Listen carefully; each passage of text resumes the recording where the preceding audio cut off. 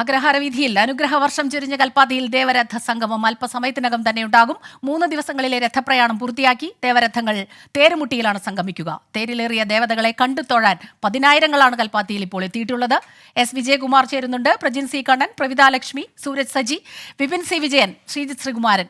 വിപുലമായൊരു സംഘം തന്നെയാണ് തത്സമയ സംപ്രേഷണവുമായി ചേരുന്നത്. നമുക്കൊപ്പം ആദ്യം പ്രജിനും പ്രവിത ലക്ഷ്മിയും ചേരുന്നുണ്ട്. പ്രജിൻ, പ്രവിത, വലിയ തിരക്കിലാണ് നമ്മളവിടെ കാണുന്നുണ്ട്. ഭക്തിയും ഒപ്പം തന്നെ വല്ലാത്തൊരു ആവേശലഹരിയും. എനിക്ക് തോന്നുന്നു കഴിഞ്ഞ വർഷങ്ങളിലേക്കാളൊക്കെ തന്നെ വലിയ തിരക്ക് അവിടെ അനുഭവപ്പെടുന്നുണ്ടെന്ന്.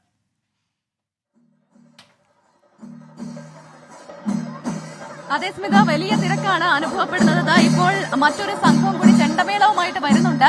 ഇവിടെ ഇങ്ങനെ ഇവിടെ മുഴുവനും ആളുകളെ കൊണ്ട് നിറഞ്ഞിരിക്കുകയാണ്. ഇതിപ്പോൾ നമ്മൾ പറയാതെ തന്നെ പ്രേക്ഷകർക്ക് ആ ദൃശ്യങ്ങളിൽ നിന്ന് മനസ്സിലാകും. പക്ഷെ ആ ദൃശ്യങ്ങൾ കാണുന്നതല്ല, ഇവിടെ നിൽക്കുമ്പോൾ മാത്രമേ അതിന്റെ ആ ഒരു എനർജി അത് എത്രമാത്രം വലുതാണെന്ന് നമുക്ക് മനസ്സിലാവുകയുള്ളൂ. ഒരു ഉത്സവ ലഹരിയിൽ ഈ ഒരു നാടൊന്നാകെ ശരിക്കും പറഞ്ഞാൽ കൽപ്പാത്തിക്കാരുടെ ഒരു ഉത്സവമാണ്. പക്ഷെ അത് കൽപ്പാത്തിയും കടന്ന് വിവിധ ദേശങ്ങളിലേക്ക് അതിന്റെ പെരുമ ഇങ്ങനെ വ്യാപിച്ചു കിടക്കുകയാണ്. അതുകൊണ്ട് തന്നെ കൂടുതൽ ആളുകൾ ഇവിടേക്ക് എത്തിച്ചേർന്നുകൊണ്ടിരിക്കുന്നു. ഇലക്ഷനാണ്. ഇലക്ഷനുമായി ബന്ധപ്പെട്ട് എത്തിയ ഒരുപാട് രാഷ്ട്രീയ നേതാക്കൾ, ഒപ്പം അവരോടൊപ്പം ഈ ഇലക്ഷനുമായി ബന്ധപ്പെട്ട് പ്രചാരണത്തെത്തിയ ഒരുപാട് പ്രവർത്തകർ, അതോടൊപ്പം തന്നെ മറ്റ് ദേശങ്ങളിൽ നിന്ന് കൽപ്പാത്തി ഉത്സവം കാണാൻ വേണ്ടി തന്നെ വന്നിട്ടുള്ള ഒരുപാട് ആളുകളുണ്ട്. അവരൊക്കെ ഈ ദേവരഥ സംഗമം കാണാൻ വേണ്ടി ഇവിടേക്ക് എത്തിയിട്ടുണ്ട്. ഇന്നിപ്പോൾ പറയുകയാണെങ്കിൽ തേരുത്സവത്തിന്റെ 3-ാം ദിവസമാണ് അല്ലേ? അപ്പോൾ 3-ാം ദിവസം എന്ന് പറയുന്ന അതിന്റെ ഏറ്റവും പ്രധാനപ്പെട്ട ചടങ്ങ് നടക്കുന്നത് ഇന്നാണ്. പക്ഷെ നമ്മളോട് അല്പസമയം മുൻപ് സംസാരിച്ച രാമേട്ടൻ, അദ്ദേഹം ബ്രാഹ്മണ സഭയുടെ പ്രധാനപ്പെട്ട നേതാവാണ് അല്ലേ?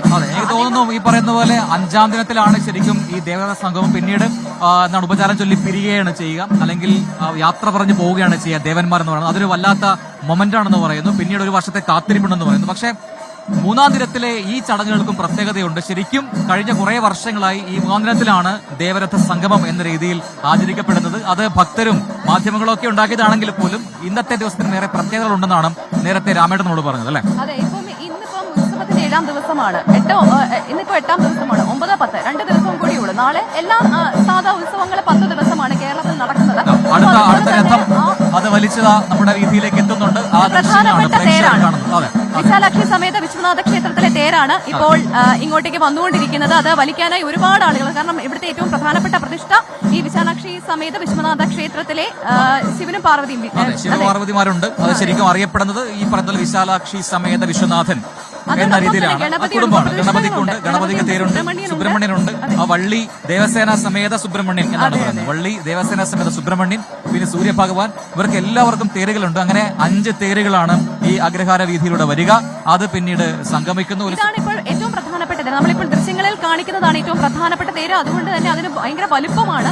അപ്പൊ ഇത്രയും വലിയ തേരാണ്. അതിങ്ങനെ വലിച്ചുകൊണ്ട് ഈ ചെറിയ വീതിയാണ്. അതിപ്പോൾ ഇവിടെ വന്നിട്ടുള്ളവർക്ക് അറിയാം, വളരെ ചെറിയ റോഡാണ്. ആ റോഡിലൂടെ ഒരുപാട് ആളുകൾ ആ കയറിൽ ഇങ്ങനെ വലിച്ചാണ് ഇത് കൊണ്ടിരുന്നത്. അതുകൊണ്ട് തന്നെ കുറച്ചു ദൂരം വലിക്കും, അത് നിർത്തും. കാരണം വലിയ ചക്രങ്ങളാണ്. അപ്പൊ അതിനെ ഒരുപാട് സ്പീഡിൽ വലിക്കാൻ പറ്റില്ല.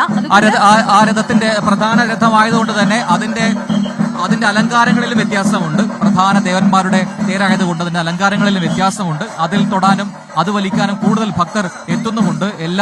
എല്ലാവരും ഒന്നടങ്കം ശരണം വിളിച്ചുകൊണ്ടാണ്, ശരണമന്ത്രങ്ങളാൽ മുഖരിതമാണെന്ന് പറയാം. ഓരോ ദേവന്മാർക്കും ഓരോ രീതിയിലുള്ള മന്ത്രങ്ങളുണ്ട്. അത് ഉരുവിട്ടുകൊണ്ടാണ് എല്ലാവരും രഥങ്ങൾ വലിക്കുന്നത്. ഇതിപ്പോൾ ശിവപാർവതിയാണെങ്കിൽ അവർക്ക് മാത്രമായുള്ള മന്ത്രോച്ചാരണങ്ങളുണ്ട്. അതെല്ലാം ഉച്ചരിച്ചുകൊണ്ടാണ് ഭക്തർ ഈ ചടങ്ങിൽ പങ്കെടുക്കുന്നത്. സുബ്രഹ്മണ്യനാണെങ്കിൽ അങ്ങനെ, ഗണപതിയാണെങ്കിൽ അങ്ങനെ ഓരോ ദേവന്മാർക്കും പ്രത്യേകമായ മന്ത്രങ്ങളുണ്ട്. ആ മന്ത്രങ്ങൾ ഉച്ചരിച്ചുകൊണ്ടാണ് ഈ രഥം വലിക്കാൻ ബന്ധപ്പെട്ട കാര്യങ്ങൾ. പക്ഷെ അതല്ലാതെ ഉത്സവം കാണാൻ വേണ്ടി മാത്രം എത്തിയിരിക്കുന്ന ഒരു പറ്റം ജനങ്ങളെ നമുക്കിവിടെ കാണാം. ഈ പ്രത്യേകിച്ച് ഈ ഉത്സവത്തിന്റെ പേര് കേട്ട് അതിന്റെ ആ പെരുമ പുറം ലോകമൊക്കെ അറിഞ്ഞു തുടങ്ങിയിട്ട് കുറെ നാളുകളായി. പ്രത്യേകിച്ച് മാധ്യമ ശ്രദ്ധ ഇതിലേക്ക് വന്നതോട് കൂടിയാണെന്ന് തോന്നുന്നു കുറെ കൂടി ആളുകൾ ഇവിടെ നിൽക്കുമ്പോൾ എനിക്ക് തോന്നുന്ന പ്രധാനപ്പെട്ട കാര്യം നോക്കുക. 1425 അത്രയും വർഷങ്ങൾക്ക് മുമ്പ്, 700 വർഷങ്ങൾക്ക് മുൻപ് പണിത ഒരു ക്ഷേത്രം. ആ ക്ഷേത്ര സന്നിധിയിലെ ചടങ്ങുകൾ നൂറ്റാണ്ടുകളായി ഇങ്ങനെ കൈമാറി വന്ന വളരെ വളരെ വ്യത്യസ്തമായ ചടങ്ങുകൾ. ആ ചടങ്ങിൽ നമ്മളും സംബന്ധിക്കുന്നു എന്നുള്ളതാണ്. അപ്പോൾ നൂറ്റാണ്ടുകൾ കൈമാറി വന്ന ചടങ്ങുകൾ, ക്ഷേത്രപരമായിട്ടുള്ള ആഘോഷങ്ങൾ, അതിൽ നമ്മളും. അപ്പൊ അങ്ങനെ ഒരുപാട് ആളുകൾ ഇവിടെ ഇങ്ങനെ ആ തേര് കാണാനായി എത്തിയിട്ടുണ്ട്. അപ്പൊ നമ്മോടൊപ്പം അല്പസമയം മുൻപ് ഒരു കൊച്ചുമിടുക്കൻ ചേർന്നിട്ടുണ്ടായിരുന്നു. അവനിലേക്ക് കൂടുതൽ വിശേഷങ്ങളിലേക്കൊക്കെ വരാമെന്ന് തോന്നുന്നു. മോനെ, ഈ തേര് കാണാൻ എത്രാമത്തെ വർഷമോ വരുന്നത്? ഞാൻ ആദ്യമായിട്ടാണ്. പാലക്കാടല്ലേ വീട്? പാലക്കാട്, മണ്ണാർക്കാട്. അപ്പൊ ഈ തേരുമായിട്ട് ബന്ധപ്പെട്ട് എന്തെങ്കിലും ഒരു പാട്ട് ഓർമ്മ വരുന്നുണ്ടോ? തേരുണ്ട്, പക്ഷേ ഫുൾ അറിയില്ല. അറിയുന്നത്ര നാടൻ പാട്ട്. എന്നാ അറിയുന്ന ഒരു പാട്ട് പാടിയാലോ നമുക്ക്? ആ. പൂവാടി കിളി മകളെ പോരാടി കിളി മകളെ പാവിട്ട പന്തലിലെ കളിക്കാ പോക പാവിട്ട പന്തലിലെ കളിക്കാനായി പോരുമ്പോ അങ്ങനോ മിങ്ങനോ പോയ പോരാ പൂവാടി പൂവാടി പെണ്ണെ പൂവാടി പൂവാടി പെണ്ണെ അമ്മ നടക്കാവിൽ പൂവാടിയേ പൂവാടി പൂവാടി പെണ്ണെ അമ്മ നടക്കാവിൽ പൂവാടിയേ. കൊള്ളാം കൊള്ളാം കൊള്ളാം. റീൽസിലൂടെയൊക്കെ ഭയങ്കര വൈറലാണല്ലോ. അപ്പം ഏത് പാട്ട് പാടുമ്പോഴും ഏറ്റവും കൂടുതൽ റെസ്പോൺസ് കിട്ടിയിട്ടുള്ളത്? എല്ലോളം തരി എള്ളോളം തരി തന്നെയാണല്ലേ. ഇപ്പൊ എത്ര ഫോളോവേഴ്സ് ഉണ്ട് ഇപ്പൊ? 31K. ഓ അടിപൊളി. അപ്പൊ കൊച്ചു മിടുക്കനാണ്. ആണ്. അപ്പൊ യാദവ് അടിപൊളിയായിട്ട് പാടി. അപ്പൊ ഇനി പാട്ടുകളൊക്കെ തുടരട്ടെ.